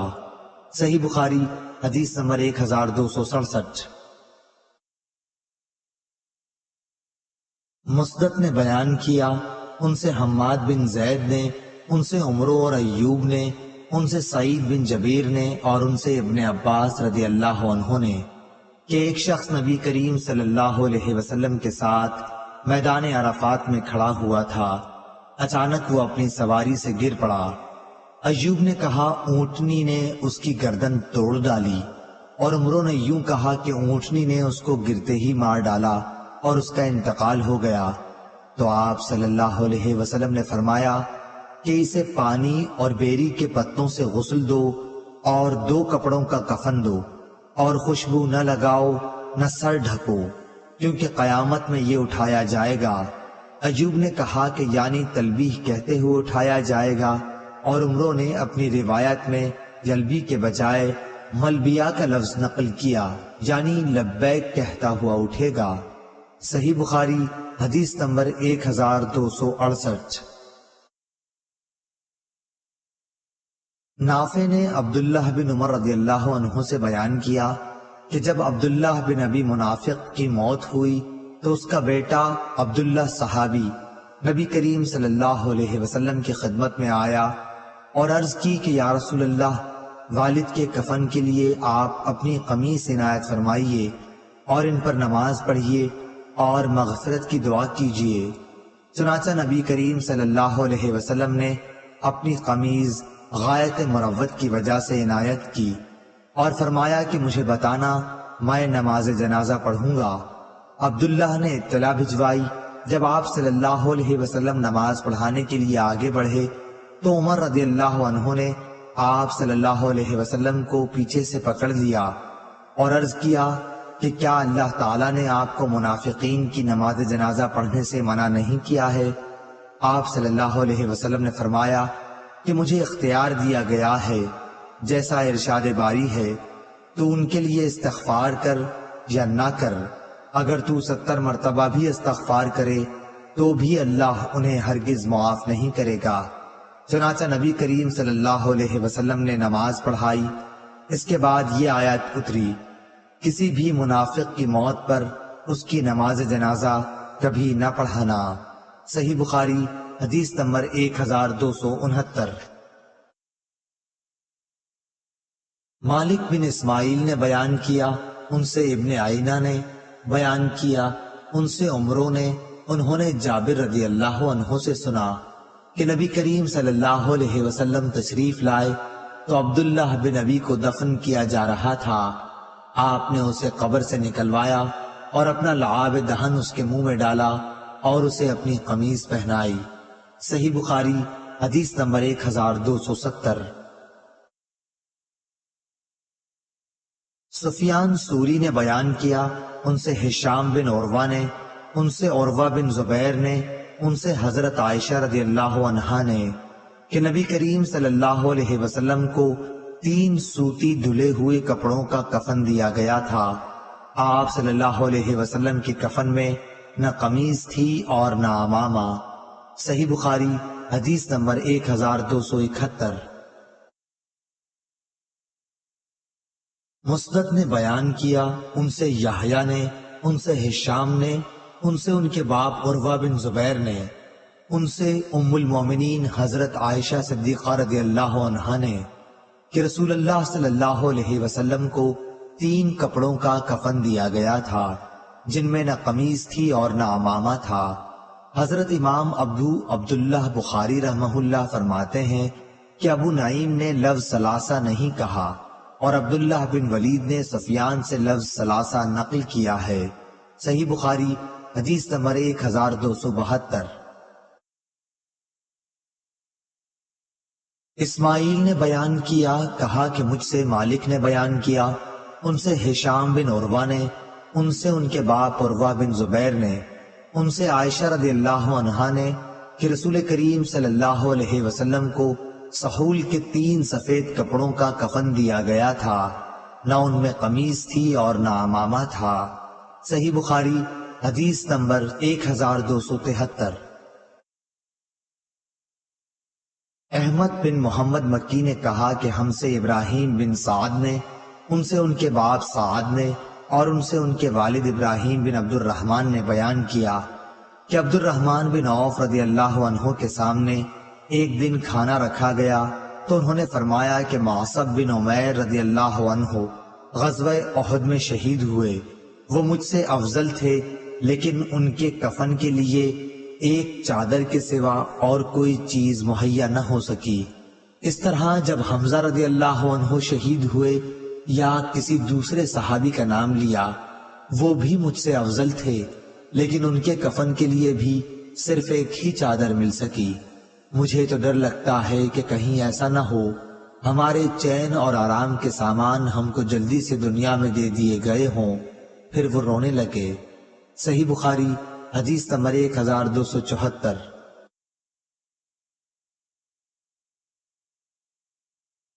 شعبہ نے خبر دی، انہیں سعد بن ابراہیم نے، انہیں ان کے باپ ابراہیم بن عبد الرحمن نے، کہ عبد الرحمن بن عوف رضی اللہ عنہ کے سامنے کھانا حاضر کیا گیا، وہ روزے سے تھے۔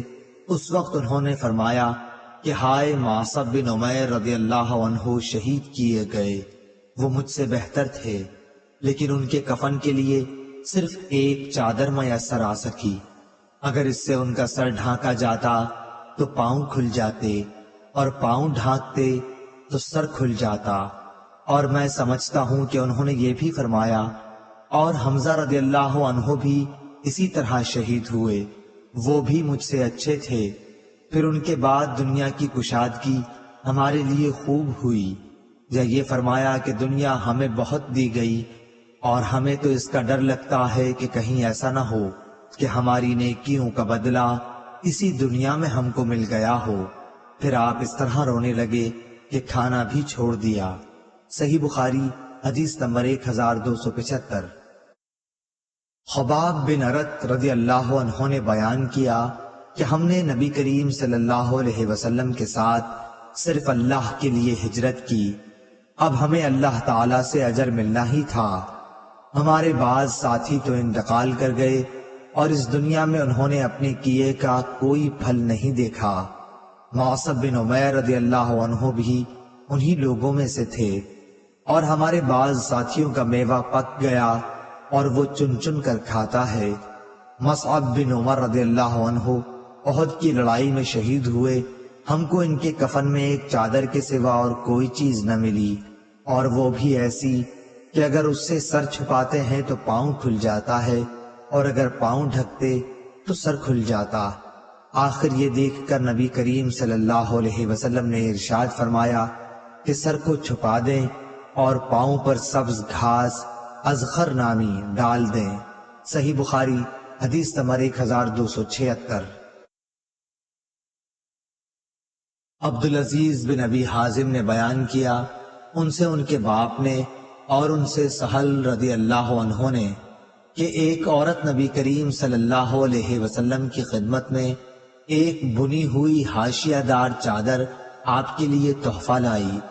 سہل بن سعد رضی اللہ عنہ نے حاضرین سے پوچھا کہ تم جانتے ہو چادر کیا؟ لوگوں نے کہا کہ جی ہاں، شملہ۔ سہل رضی اللہ عنہ نے کہا کہ ہاں شملہ، تم نے ٹھیک بتایا۔ خیر، اس عورت نے کہا کہ میں نے اپنے ہاتھ سے اسے بنا ہے اور آپ صلی اللہ علیہ وسلم کو پہنانے کے لیے لائی ہوں۔ نبی کریم صلی اللہ علیہ وسلم نے وہ کپڑا قبول کیا۔ آپ صلی اللہ علیہ وسلم کو اس کی اس وقت ضرورت بھی تھی۔ پھر اسے ازار کے طور پر باندھ کر آپ صلی اللہ علیہ وسلم باہر تشریف لائے تو ایک صاحب عبد الرحمن بن عوف رضی اللہ عنہ نے کہا کہ یہ تو بڑی اچھی چادر ہے، یہ آپ صلی اللہ علیہ وسلم مجھے پہنا دیجئے۔ لوگوں نے کہا کہ آپ نے مانگ کر کچھ اچھا نہیں کیا، رسول اللہ صلی اللہ علیہ وسلم نے اسے اپنی ضرورت کی وجہ سے پہنا تھا اور تم نے یہ مانگ لیا، حالانکہ تم کو معلوم ہے کہ حضور صلی اللہ علیہ وسلم کسی کا سوال رد نہیں کرتے۔ عبد الرحمن بن عوف رضی اللہ عنہ نے جواب دیا کہ خدا کی قسم، میں نے اپنے پہننے کے لیے آپ صلی اللہ علیہ وسلم سے یہ چادر نہیں مانگی تھی، بلکہ میں اسے اپنا کفن بناؤں گا۔ سہل رضی اللہ عنہ نے بیان کیا کہ وہی چادر ان کا کفن بنی۔ صحیح بخاری حدیث نمبر 1277۔ سفیان سوری نے بیان کیا، ان سے خالد حذا نے، ان سے ام حذیل حفصہ بنت سیرین نے، ان سے ام عطیہ رضی اللہ عنہا نے بیان کیا کہ ہمیں عورتوں کو جنازے کے ساتھ چلنے سے منع کیا گیا مگر تاکید سے منع نہیں ہوا۔ صحیح بخاری حدیث نمبر 1278۔ بشر بن مفضل نے بیان کیا، انہوں نے کہا کہ ہم سے سلمہ بن علقمہ نے اور ان سے محمد بن سیرین نے کہ ام عطیہ رضی اللہ عنہا کے ایک بیٹے کا انتقال ہو گیا۔ اس کے تیسرے دن انہوں نے صفرہ خلوق ایک قسم کی زرد خوشبو منگوائی اور اسے اپنے بدن پر لگایا اور فرمایا کہ خاوند کے سوا کسی دوسرے پر 3 دن سے زیادہ سوگ کرنے سے ہمیں منع کیا گیا ہے۔ صحیح بخاری حدیث نمبر 1279۔ حمید بن نافع نے زینب بنت ابی سلمہ سے خبر دی کہ ابو سفیان رضی اللہ عنہ کی وفات کی خبر جب شام سے آئی تو ام حبیبہ رضی اللہ عنہا ابو سفیان رضی اللہ عنہ کی صاحبزادی اور ام المومنین نے تیسرے دن صفرہ خوشبو منگوا کر اپنے دونوں رخساروں اور بازوؤں پر ملا اور فرمایا کہ اگر میں نے نبی کریم صلی اللہ علیہ وسلم سے یہ نہ سنا ہوتا کہ کوئی عورت جو اللہ اور آخرت کے دن پر ایمان رکھتی ہو اس کے لیے جائز نہیں کہ وہ شوہر کے سوا کسی کا سوگ 3 دن سے زیادہ منائے اور شوہر کا سوگ 4 مہینے 10 دن کرے، تو مجھے اس وقت اس خوشبو کے استعمال کی ضرورت نہیں تھی۔ صحیح بخاری حدیث نمبر 1280۔ عبداللہ بن ابی بکر نے بیان کیا، ان سے محمد بن عمرو بن حزم نے، ان سے حمید بن نافع نے، ان کو زینب بنت ابی سلمہ نے خبر دی کہ وہ نبی کریم صلی اللہ علیہ وسلم کی زوجہ مطہرہ حضرت ام حبیبہ رضی اللہ عنہا کے پاس گئی تو انہوں نے فرمایا کہ میں نے رسول اللہ صلی اللہ علیہ وسلم سے سنا ہے کہ کوئی بھی عورت جو اللہ اور یوم آخرت پر ایمان رکھتی ہو اس کے لیے شوہر کے سوا کسی مردے پر 3 دن سے زیادہ سوگ منانا جائز نہیں ہے، ہاں شوہر پر 4 مہینے 10 دن تک سوگ منائے۔ صحیح بخاری حدیث نمبر 1281۔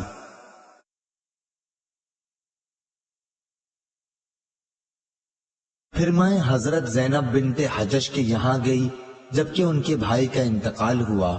انہوں نے خوشبو منگوائی اور اسے لگایا، پھر فرمایا کہ مجھے خوشبو کی کوئی ضرورت نہیں تھی، لیکن میں نے نبی کریم صلی اللہ علیہ وسلم کو منبر پر یہ کہتے ہوئے سنا ہے کہ کسی بھی عورت کو جو اللہ اور یوم آخرت پر ایمان رکھتی ہو جائز نہیں ہے کہ کسی میت پر 3 دن سے زیادہ سوگ کرے، لیکن شوہر کا سوگ عدت 4 مہینے 10 دن تک کرے۔ صحیح بخاری حدیث نمبر 1282۔ ثابت نے بیان کیا اور ان سے حضرت انس بن مالک رضی اللہ عنہ نے کہ نبی کریم صلی اللہ علیہ وسلم کا گزر ایک عورت پر ہوا جو قبر پر بیٹھی ہوئی رو رہی تھی۔ آپ صلی اللہ علیہ وسلم نے فرمایا کہ اللہ سے ڈر اور صبر کر۔ وہ بولی جاؤ جی پرے ہٹو، یہ مصیبت تم پر پڑی ہوتی تو پتہ چلتا۔ وہ آپ صلی اللہ علیہ وسلم کو پہچان نہ سکی تھی۔ پھر جب لوگوں نے اسے بتایا کہ یہ نبی کریم صلی اللہ علیہ وسلم تھے تو اب وہ گھبرا کر حضور صلی اللہ علیہ وسلم کے دروازے پر پہنچی۔ وہاں اسے کوئی دربان نہ ملا۔ پھر اس نے کہا کہ میں آپ کو پہچان نہ سکی تھی، معاف فرمائیے۔ تو آپ صلی اللہ علیہ وسلم نے فرمایا کہ صبر تو جب صدمہ شروع ہو اس وقت کرنا چاہیے، اب کیا ہوتا ہے۔ صحیح بخاری حدیث نمبر 1283۔ عاصم بن سلیمان نے خبر دی، انہیں ابو عثمان عبد الرحمن نہدی نے کہا کہ مجھ سے اسامہ بن زید رضی اللہ عنہ نے بیان کیا کہ نبی کریم صلی اللہ علیہ وسلم کی ایک صاحبزادی حضرت زینب رضی اللہ عنہا نے آپ صلی اللہ علیہ وسلم کو اطلاع کرائی کہ میرا ایک لڑکا مرنے کے قریب ہے، اس لیے آپ صلی اللہ علیہ وسلم تشریف لائیں۔ آپ صلی اللہ علیہ وسلم نے انہیں سلام کہلوایا اور کہلوایا کہ اللہ تعالی ہی کا سارا مال ہے، جو لے لیا وہ اسی کا تھا اور جو اس نے دیا وہ بھی اسی کا تھا، اور ہر چیز اس کی بارگاہ سے وقت مقررہ پر ہی واقع ہوتی ہے، اس لیے صبر کرو اور اللہ تعالی سے ثواب کی امید رکھو۔ پھر حضرت زینب رضی اللہ عنہا نے قسم دے کر آپ کو یہاں بلوا بھیجا۔ اب رسول اللہ صلی اللہ علیہ وسلم جانے کے لیے اٹھے۔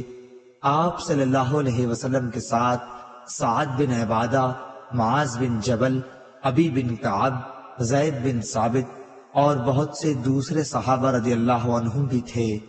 بچے کو رسول اللہ صلی اللہ علیہ وسلم کے سامنے کیا گیا، جس کی جانکنی کا عالم تھا۔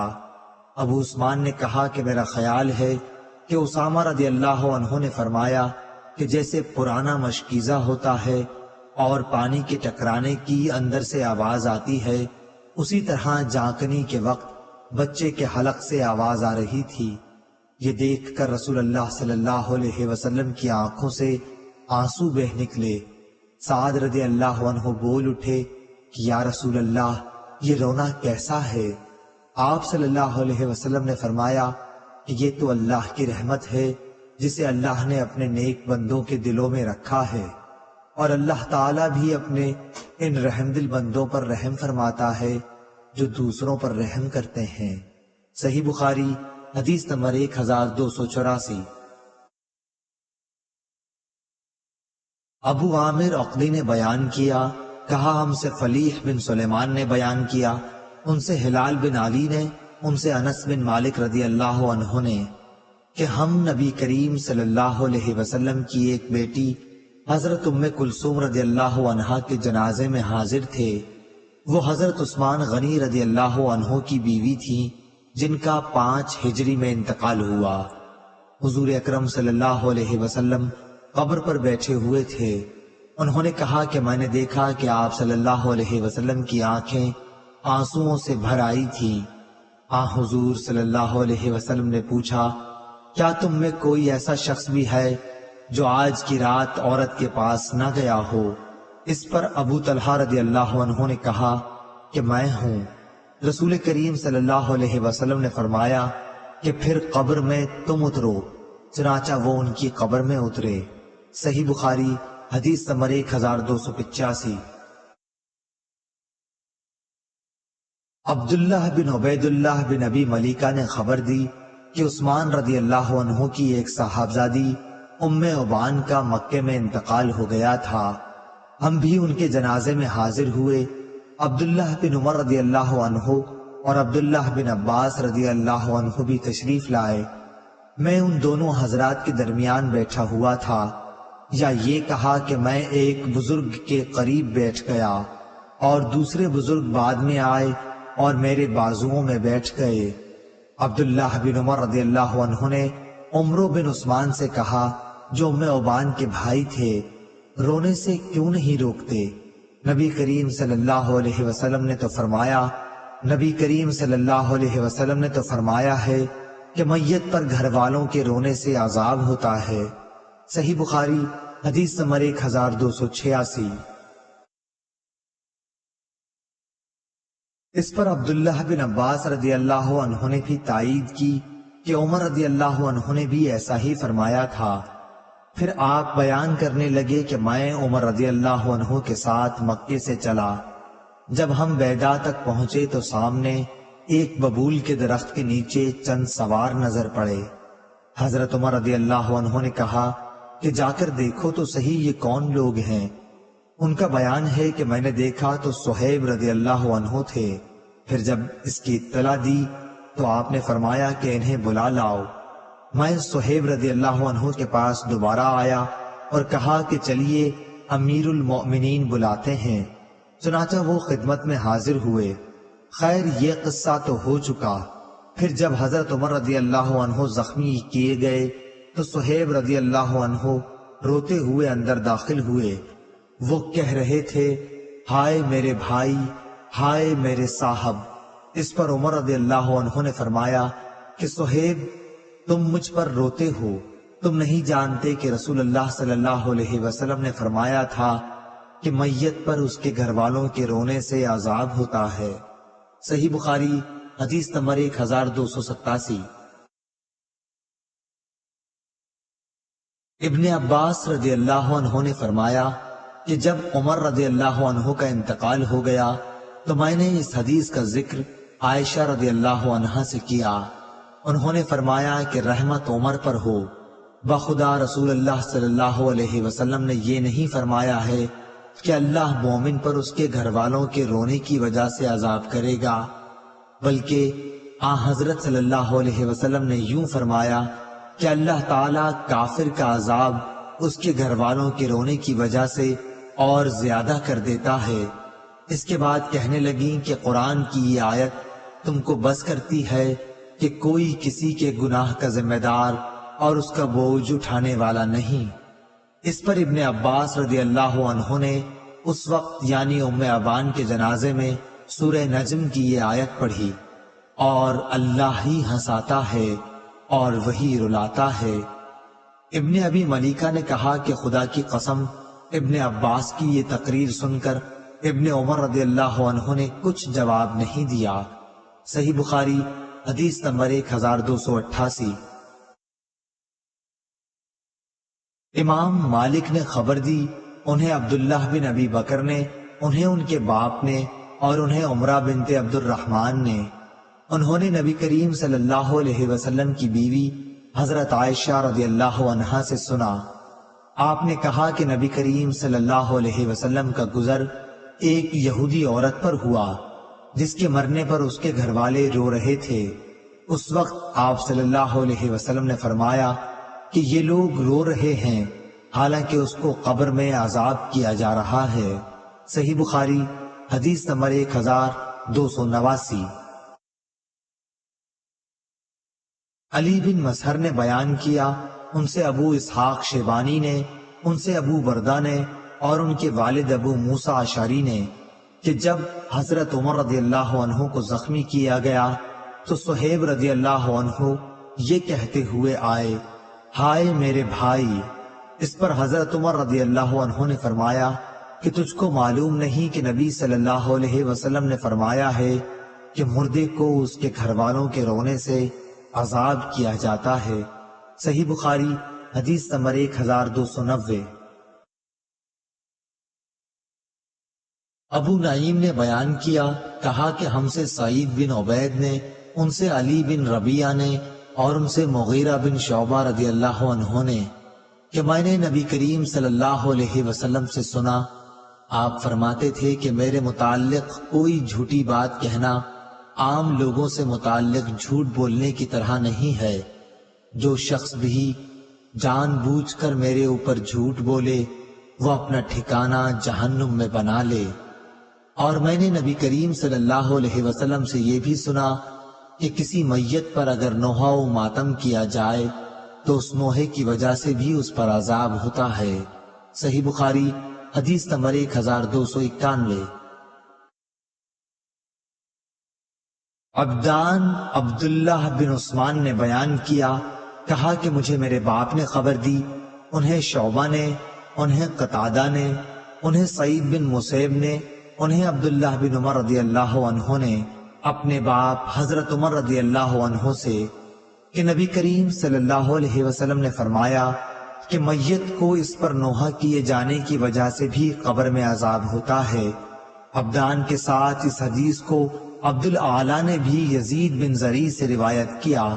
انہوں نے کہا ہم سے سعید بن ابی عروبہ نے بیان کیا، کہا ہم سے قتادہ نے اور آدم بن ابی ایاس نے شعبہ سے یوں روایت کیا کہ میت پر زندہ کے رونے سے عذاب ہوتا ہے۔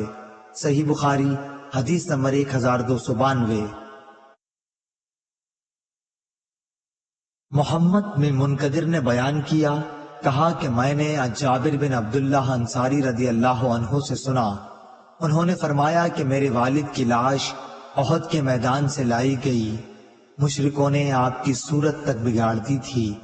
نعش رسول اللہ صلی اللہ علیہ وسلم کے سامنے رکھی گئی، اوپر سے ایک کپڑا ڈھکا ہوا تھا۔ میں نے چاہا کہ کپڑے کو ہٹاؤں، لیکن میری قوم نے مجھے روکا۔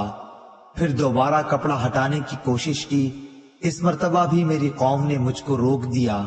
اس کے بعد رسول اللہ صلی اللہ علیہ وسلم کے حکم سے جنازہ اٹھایا گیا۔ اس وقت کسی زور زور سے رونے والے کی آواز سنائی دی تو رسول اللہ صلی اللہ علیہ وسلم نے پوچھا، یہ کون ہے؟ لوگوں نے کہا کہ یہ عمرو کی بیٹی، یا کہا کہ عمرو کی بہن ہے۔ نام میں سفیان کو شک ہوا تھا۔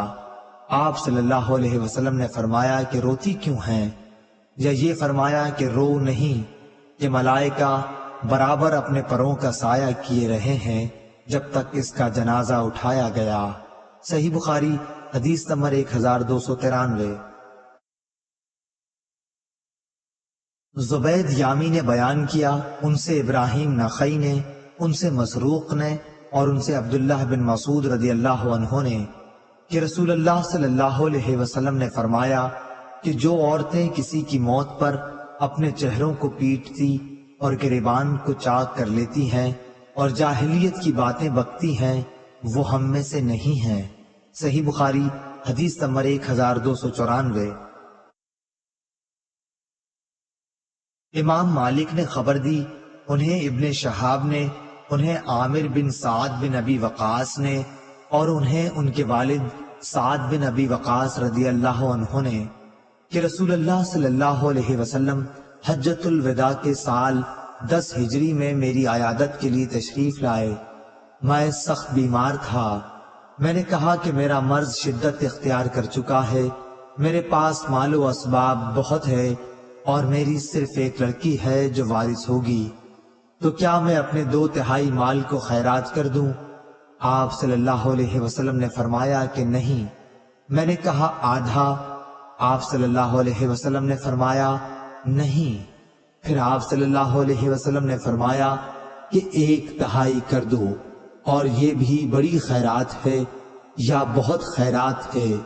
اگر تو اپنے وارثوں کو اپنے پیچھے مالدار چھوڑ جائے تو یہ اس سے بہتر ہوگا کہ محتاجی میں انہیں اس طرح چھوڑ کر جائے کہ وہ لوگوں کے سامنے ہاتھ پھیلاتے پھریں۔ یہ یاد رکھو کہ جو خرچ بھی تم اللہ کی رضا کی نیت سے کرو گے تو اس پر بھی تمہیں ثواب ملے گا، حتیٰ کہ اس لقمے پر بھی جو تم اپنی بیوی کے منہ میں رکھو۔ پھر میں نے پوچھا کہ یا رسول اللہ صلی اللہ علیہ وسلم، میرے ساتھی تو مجھے چھوڑ کر حجۃ الوداع کر کے مکے سے جا رہے ہیں اور میں ان سے پیچھے رہ رہا ہوں۔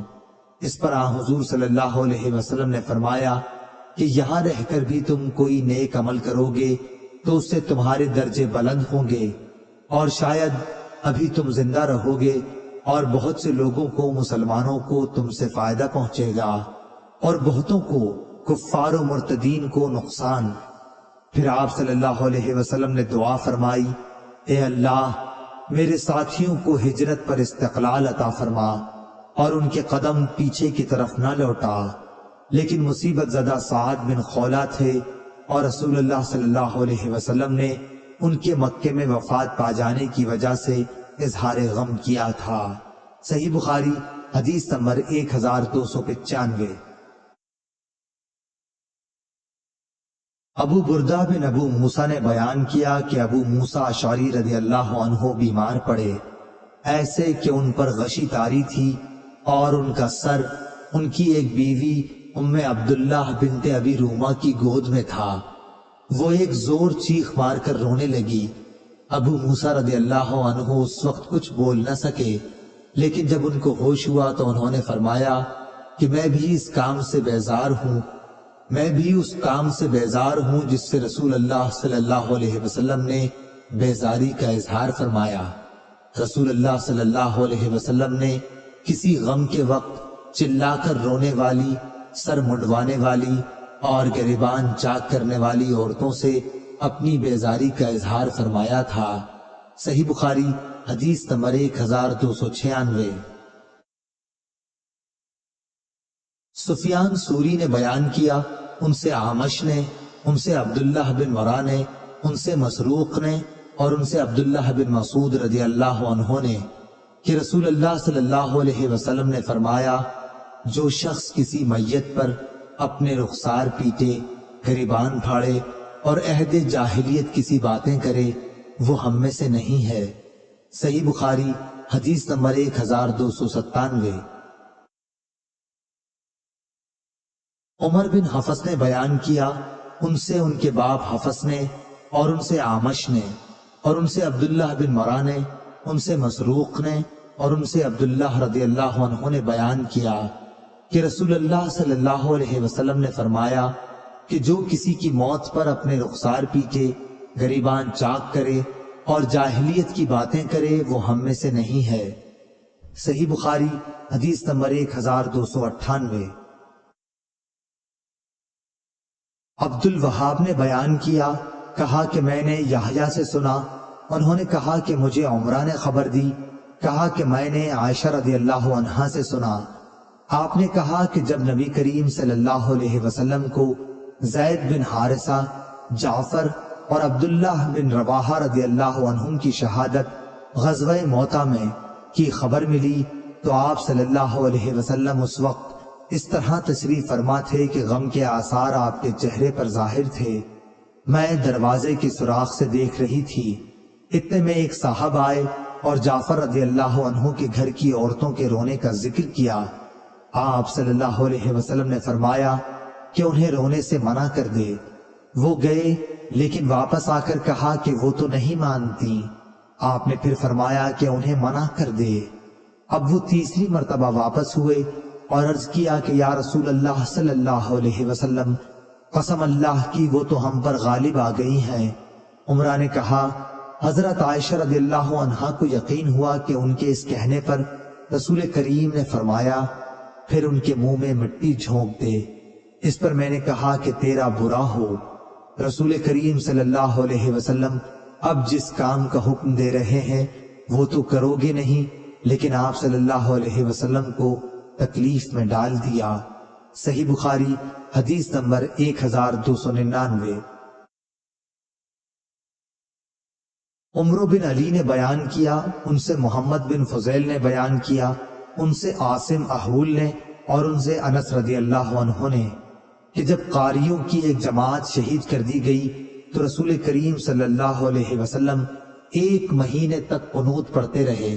میں نے حضور صلی اللہ علیہ وسلم کو کبھی نہیں دیکھا کہ آپ صلی اللہ علیہ وسلم ان دنوں سے زیادہ کبھی غمگین رہے ہوں۔ صحیح بخاری حدیث نمبر 1300۔